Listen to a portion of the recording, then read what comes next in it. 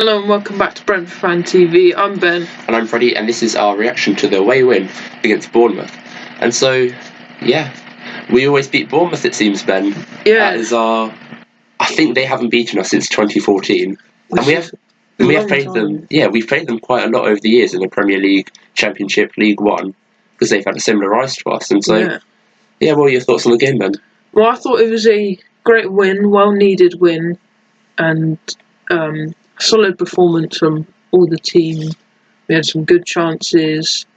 We defended well against Bournemouth, and it was a good result. And somehow we're still in hopes for Europe. Yeah, it felt like a very it's weird to say old school, but it felt like a Brentford performance of about 2 seasons ago where, we don't mind sitting in and defending for a while before eventually, sort of playing our game. Yeah. And, 2 set-piece goals kind of sums us up perfectly from maybe our time in the Premier League and sort of like the way we've played. But, obviously really happy with the win.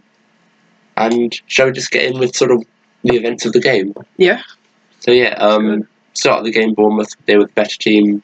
They, we were kind of, as I said, just sitting in. And eventually they got the Yanal showing goal. Yeah, which, it was a good cross, but unfortunate for Yanal there. And I can see Flecken didn't really expect that. Yeah, that's the Yanal's second own goal in probably a month or two now, because he had the Spurs one. I don't know, it's unfortunate because it like just sort of bouncing off his arm, but yeah. I don't know what he could have done differently, to be honest. No, I don't score the own goal. To be honest, it's really unlucky. There's not really anything we could have done to prevent it. Just the way it happened. Yeah. Yeah. And then, we went on to have some chances of our own. We kind of finally came out of our skin.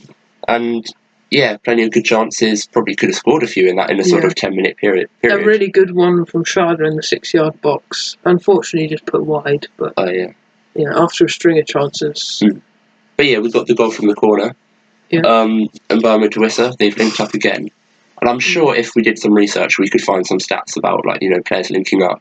Because, that must be, 30, 40 goals between them, or, this season, as in terms of, goals and assists individually. And at least for the past 2 years, I don't think any other duo in the Premier League has done the same. Yeah. I mean, not since, Harry Kane and Son a few years ago. So, it's great to see. Obviously, there's a good chance that Mbeumo will be out in the summer. Not as likely for Wissa, but, there's still a chance. Yeah, there was some interest from Nottingham Forest in January. Yeah, but I don't see why. They need to give us a realistic offer, though. Yeah. Not whatever they were offering, 20 mil. Yeah, offering 30 mil, which... I don't think they offered that much. Did they? I think it was 20. Oh, I remember reading 30 mil. But still, that's not enough for Wissa. Yeah, I mean, even at the start of the season, Wolves were offering 25 million for him, and we said no because Thiago was injured. Obviously, it's unfortunate Thiago's injured, but what a great idea! That's a great idea to have kept Wissa because he's been so pivotal for us. Yeah. I mean, we'll get onto it later when we look at sort of players individually, but for me, he's been better than Mbeumo this season. That's just my opinion. It could be argued that, and Anyway, he did go and celebrate with the set-piece coach after the goal as well. Good old Keith. Yeah, it's good to see that this season set-piece coaches and other coaches are getting more recognition than before. Yeah, well, I mean, I don't like the Arsenal one. Yeah. I mean, because they're playing like Stoke. Well, no, but I find it fun every time Arsenal get a set piece or a corner, the set piece coach will stand up and will stand on the edge of the manager box, or whatever. And he'll just sort of be watching, like he can have any influence on it. And I find it really cringe. But then I did notice Keith Andrews in our last home game against Villa. He did the same for one of our corners. We got a corner, and I noticed this figure just sort of walking up to the edge of the technical area, and I'm like, who's that? Oh, it's Keith Andrews. Yeah. To be fair, though, if he's set up these free kicks, he's going to want to see how they go in games. Yeah, but it's like in my head I was criticising the Arsenal set-piece coach for that, and then I did it. And so, anyway, moving on to the second half. Bournemouth started well. I think Semenyo had a header off the bar.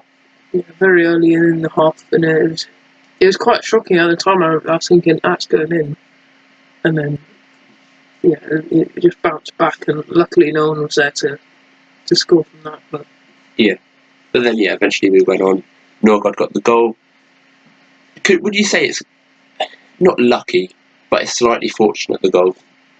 Because I feel like the strike's good and a really good goal, but the placement could be seen as lucky. Yeah.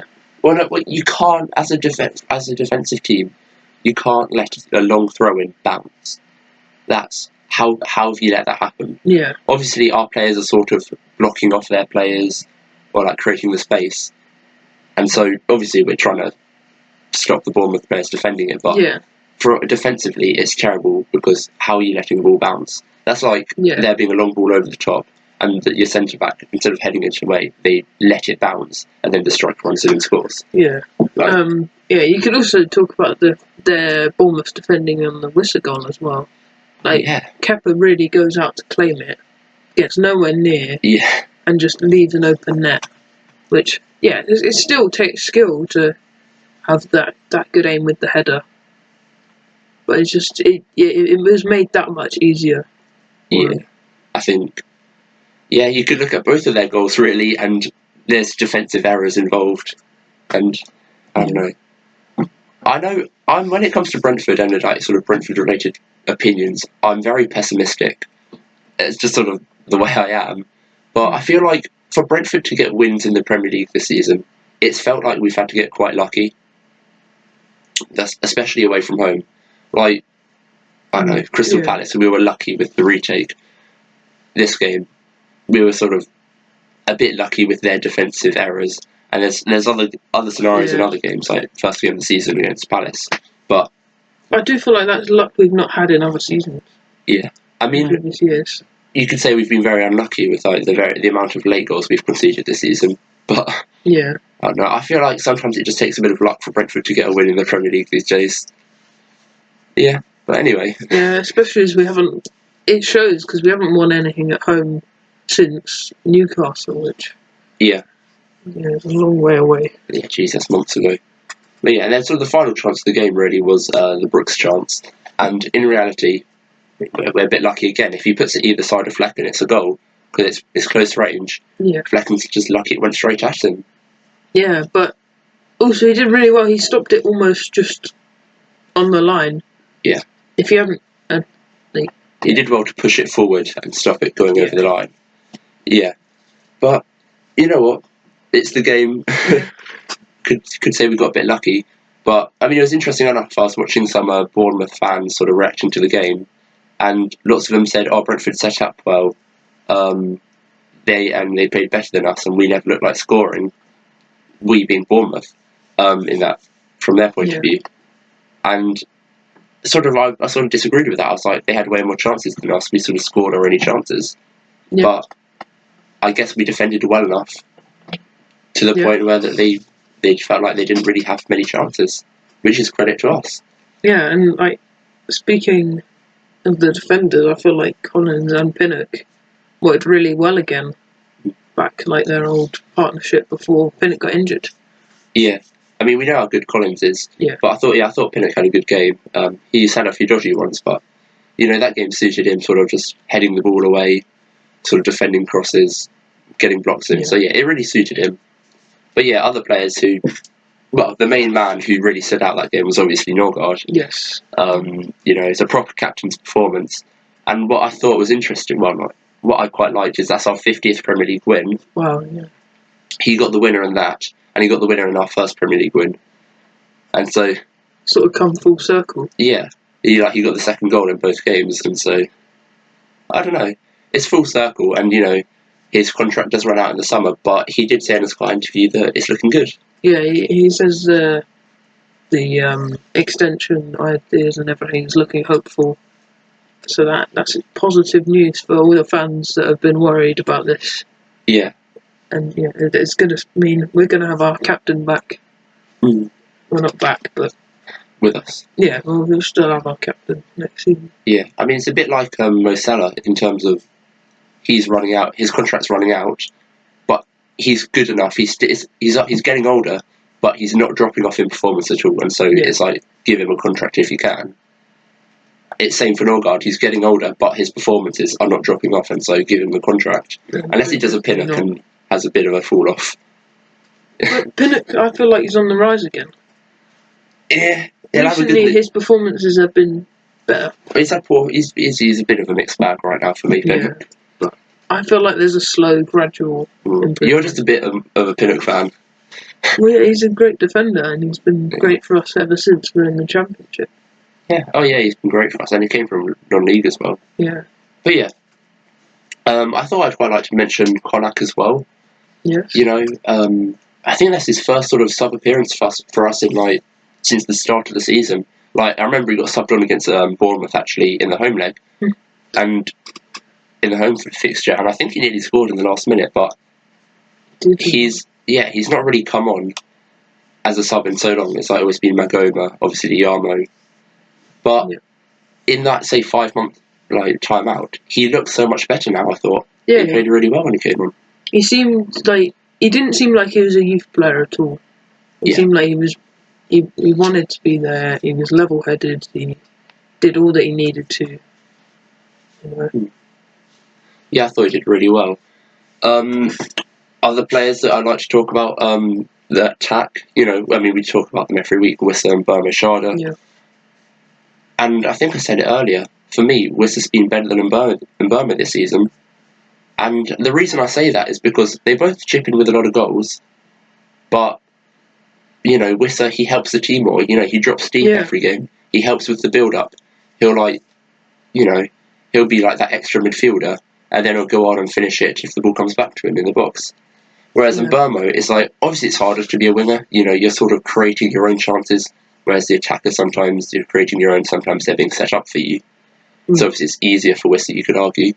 But, I don't know, for me and Burma just hasn't been, sort of since January, what he was at the start of the season, not getting involved in the goals as much. What do you think? Yeah, he's been real quiet in, like, big games as well. Like, against... Like, I didn't really notice much of him in the Aston Villa game, the Liverpool game, Tottenham game, you know? And I feel like I don't understand what's happening. He was brilliant at the start of the season against any team. Yeah. Now he's just feeling a bit quiet. Yeah. I mean, as you said, we're playing a lot more down the left with Sharda now, which could be a part of the reason for this. But... Yeah, I mean, Sharda's definitely improved, which I'm glad to see. Yeah. Obviously, like, Mbama's still levels above Sharda, but there have been quite a few game weeks this season where I've thought, especially recently, I've thought Sharda had more of an influence on the game at least. Like against Villa, he won, in my opinion, 1 or 2 penalties, although the ref didn't give it. But then Mbama had no influence on that game, so, you know, it is what it is. Yeah. We'll see what happens. I mean, Mbama, he always chips in. Like, he got the assist. He'll get a goal and assist against Leicester.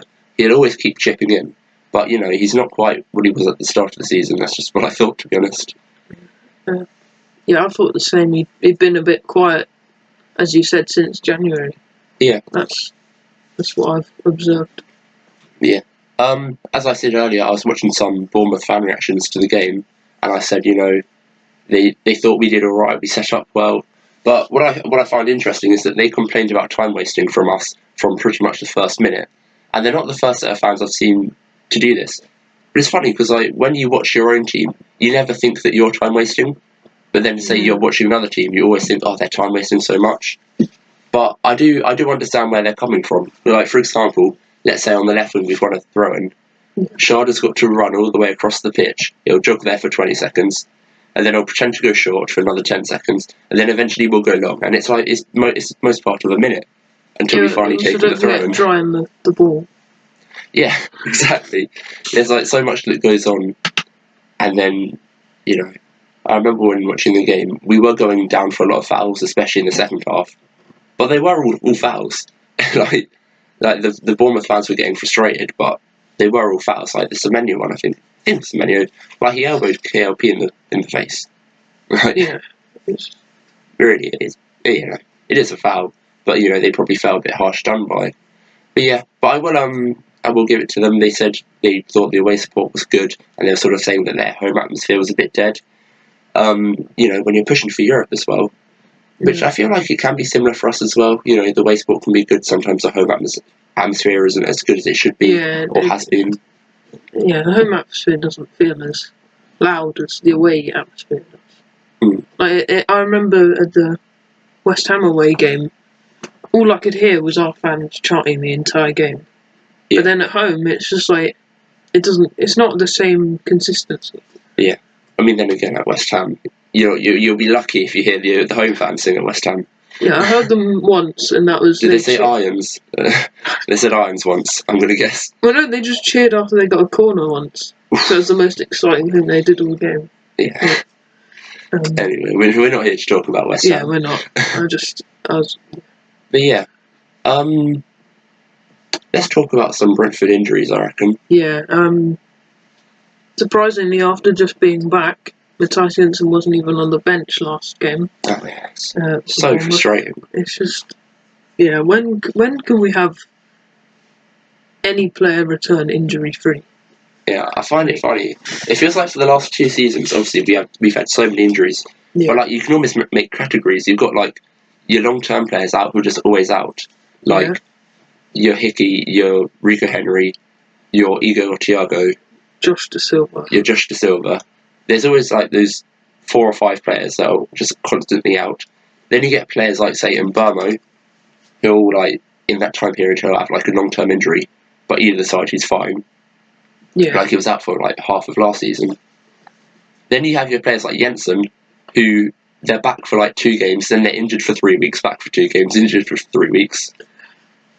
And then basically, you never have more than sort of 12 good players fit at once. It all adds up. I know. It's every week we're always putting out a good starting 11, but the bench is always so weak. Most weeks it's just Ben Mee and a bunch of kids. Yeah. But this week, to be fair, it was Ben Mee, Van den Berg who came back from injury, but then no really sort of great forwards on the bench. We just really had Yarmolenko, who's probably the best midfielder or forward on the bench.